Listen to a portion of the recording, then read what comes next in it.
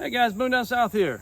So a lot of you guys have been watching my crossbow videos and I really appreciate that. Thank you for all the support out there, guys. I'm standing here today in my new hex outfit. So this is something I'm gonna do another video on. We're gonna take a look at that, reviewing this outfit. If you haven't seen anything about the hex outfit, I just learned about it a year ago, but they've been around for over 10 years, I guess. But guys like Joe Rogan and Tom Miranda, they swear by this thing. So some people say, yeah, it works. Some people say it doesn't, but I'm gonna tell you what I think about it when I start using it this year. But anyway, that's what that's about. But for this video today, what I really wanna do is a lot of guys are getting into crossbow hunting, and this is gonna be their first season going into crossbow hunting. What I wanna do is kind of give you 6 tips, more geared towards somebody that's new to crossbow hunting. There may be some tips that help you out if you're an experienced crossbow hunter, just a reminder. But anyway, I wanna give you 6 tips to help you out as a new hunter coming in so that you can have the best chance of success for this hunting season. The number 6 tip is the most important, guys. So stick with me till the end, hit that like and subscribe, and appreciate you watching.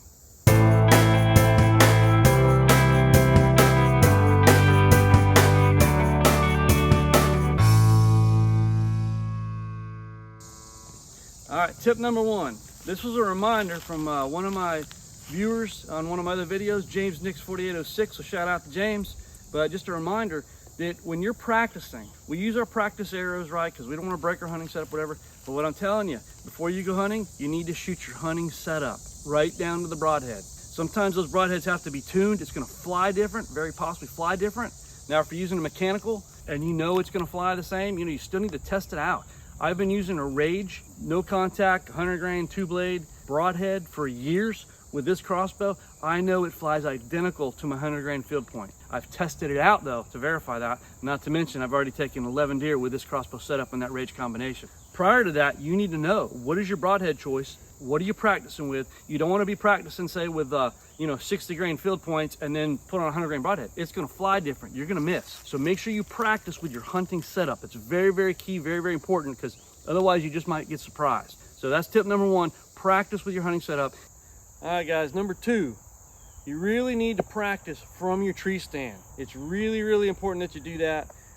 This particular tree stand setup, since I swapped this Summit out with the net seat, the rail sits lower down by my knees. You might have a tree stand that sits with the rails higher here, like more of like a gun rest, of which case your crossbow will be resting on it.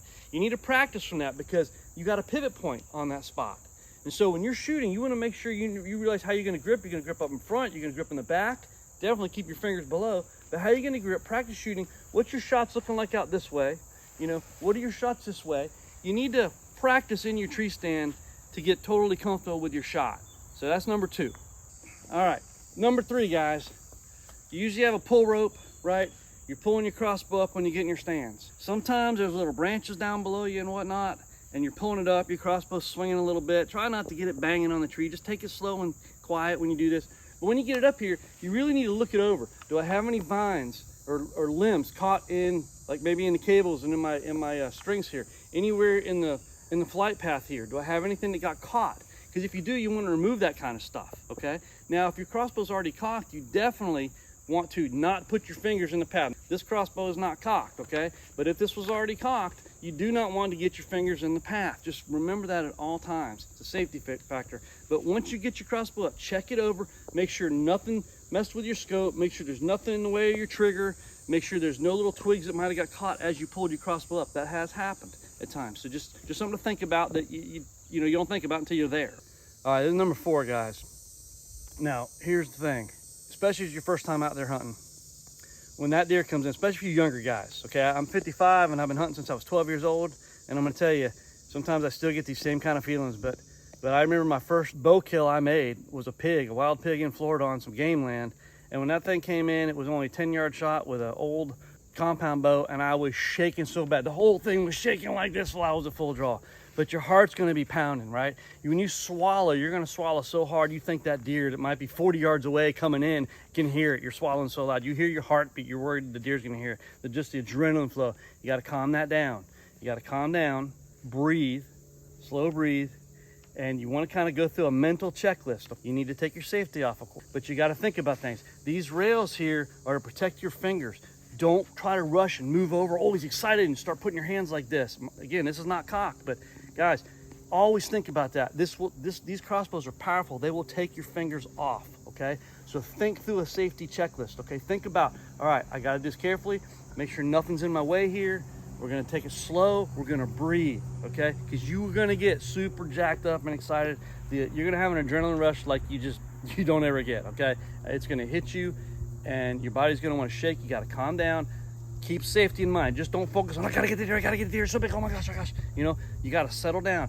Okay, I gotta be safe about this, because you don't want to, you can get that deer, but man, if you take your finger off, your life's gonna change forever, okay? Just be safe about it. Keep those fingers down. Keep them low, they're down there for a reason. Make sure you watch what you're doing, okay? And just take your time with it. But just think through this kind of a safety checklist, okay? Okay, number 5, guys.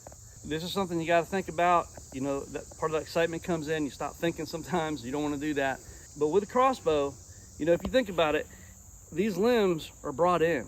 They're pulled in when this thing's cocked. And when you pull that trigger, they are gonna slam out at a record rate of speed, right? So you gotta be cognizant of what's around you. So the tree stand I'm in right now, just kind of right beside my house. I just do some target shooting here. It's not like my hunting setup, if you will.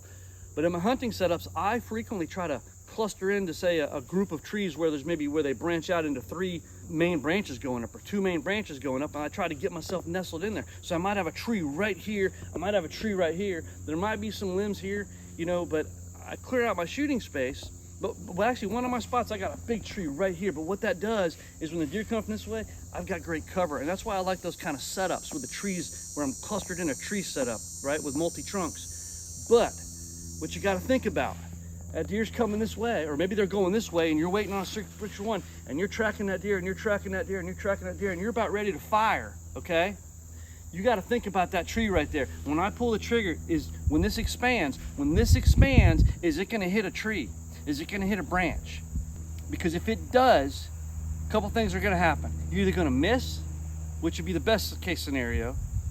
The worst case scenario is you make a bad shot and you end up wounding that animal, not recovering it. That animal's going to die, and you're going to feel awful when that happens. Well, I guess there's another scenario. I said too, but the other scenario is you could get hurt if something shatters or something comes back at you. So you just got to be cognizant of the fact that these limbs expand. Years ago, I was in somebody else's stand. This is why I say practice for me, stand again. I'm going to reiterate that because I was in somebody else's lock-on stand. I was in a seated position.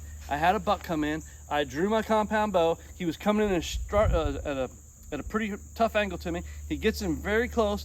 I take the shot, and I heard the loudest noise you can be, because when that compound bow rolled over, the cam hit the bottom of the stand because I was at this angle and I wasn't focused on the whole picture. I was just focused on that deer. And yeah, I missed that deer, and it was a 10-yard shot, but that cam hit that and threw everything off. So be cognizant of what is around you. If you're in a kind of a setup, you don't want your limbs hitting something when you pull that trigger. Just think about that again, part of that safety factor. Okay, tip number 6, guys, and this is probably the most important thing that you need to think about for a new crossbow hunter. And this is whether you're just starting out hunting completely, this is the first time hunting and you're using a crossbow, or whether you've been rifle all along and now you're going to a crossbow. The shot placement with a crossbow is key. Now, there's a lot of people out there who say, a crossbow is just like a rifle. You know, you pull, it's not like a bow, and you know, you get those whole kind of conflicts. And I might do a video talking about that coming up soon, because I've been getting some comments from people saying, I don't want crossbows in archery season and all this kind of stuff. But anyway, here's the thing, guys. Even though it's crossbow and it feels like you hold it like a gun, okay, it's not, okay? You're shooting a projectile with a blade. Just like if you were shooting all the way down to, say, a longbow, a recurve bow, compound bow, you're still shooting a projectile with a blade on it. And when you shoot with the blade, you're killing the animal from blood loss. You're expecting the animal to hemorrhage out quickly with a well-placed shot. Whereas a rifle, that shell's gonna go in there, or that bullet's gonna hit, there's gonna be rapid expansion, and its blunt trauma is taking that animal down. That bullet will fracture bones, it will bust through bones, everything else. Your broadhead may not. Now, I have punctured bones with my broadhead, but that's not what we wanna do. So you have to study the deer's anatomy. That's what I'm telling you to do. Before you take that shot, you need to definitely know that deer's anatomy. You need to know where those lungs are, where that heart is, where that shoulder bone is, and you need to think about this. A lot of times, you know, with a rifle, we're like, just put the bead right there and pull that trigger. It doesn't matter which way the animal, pull the trigger right there and you're gonna do it, and that bullet's gonna go in and does the job. But you're shooting this blade. You need the blood loss, and you want it quickly so the animal expires very quickly and humanely. And normally, on a good shot, that animal is gone within 10 seconds. That's how quick it happens. That's just the time for them to take off running, and they usually fall within 30, 40 yards, and they are expired at that moment. So what I'm telling you is that animal's coming in, whereas you might take this rifle shot as this animal's 30 yards out and it's quartering to you, okay? But you got a shoulder bone there. And so what you need to do is you need to think about where you're aiming at, where that arrow is gonna go, what it's gonna touch as soon as it goes through that skin, where it's gonna exit. Because it's really important you want an exit hole. Let's say you got an animal quartering away at a sharp angle, and you know you can get the back of the lungs there, coming near the back of the lungs, and it's gonna go through towards the front lungs, but you're gonna hit that front shoulder coming out the other side. That's kind of an extreme angle at that point, because you might not get a pass through. And with any type of archery hunting, crossbow hunting, you want to pass through, okay? Normally, if you're in a tree stand situation, right, your entry point is going to be high on the animal. And if you think about an animal's body being shaped like this, your entry is usually somewhere up here. It might be down here, depending how far the animal is, but it's going to be more on the high side, and it's going to be coming out lower. So blood is naturally going to follow gravity, right? And it's going to come out this hole, right? But let's say you come in high and you hit a shoulder on the way out and you don't pass through. Now you don't have an exit hole. Now you got a hole up high, and it's gonna take time, and just gonna get a little bit of blood coming out, because that blood's gonna pool in the body cavity. And it's just gonna be trickling out, and you may not have a blood trail. Ideally, your shot is gonna be at such, so it's not at such a stream angle, but it's coming through the lungs and you get a double lung. That is the best archery shot you can have, is where you go through both lungs. When you do that, everything's pumping, blood spewing out both sides of the animal. You're gonna get a very, very good blood trail, and you're gonna be able to find that animal quickly. The animal's gonna expire very, very fast. And so my point with this whole thing is you need to know the anatomy, because there are shots you can take with a rifle to kill that animal at 20, 30 yards that you may not be able to kill that animal, or you may wound that animal or not recover that animal if you take it with a blade. So just something to keep in mind. It is not the same. It is still on the side of primitive weapons, how you're doing the damage. That bullet might be flying at 2,000 feet per second. That bolt might leave your crossbow at 350 feet a second. By the time it hits 300 or 30 yards rather, you're down to maybe 270, 250 feet per second. Guessing here, I mean, with the calculators, but my point is it drops much faster than that bullet does. That's your biggest thing. Understand that anatomy so that you can make a good shot. We want high percentage shots. That's what we call a high percentage shot, is one that you have a very high percentage of making a pass-through shot, a kill shot, a clean shot, where that animal expires very quickly and humanely. That's what we're going for. And so that's the takeaway here. So guys, I appreciate you watching this. I hope you got something from it. Love to hear your comments, some other tips that you might have. I wish you the best of luck this hunting season. So good luck to you guys. And just, if you would, hit that like and subscribe, and we'll catch you next time.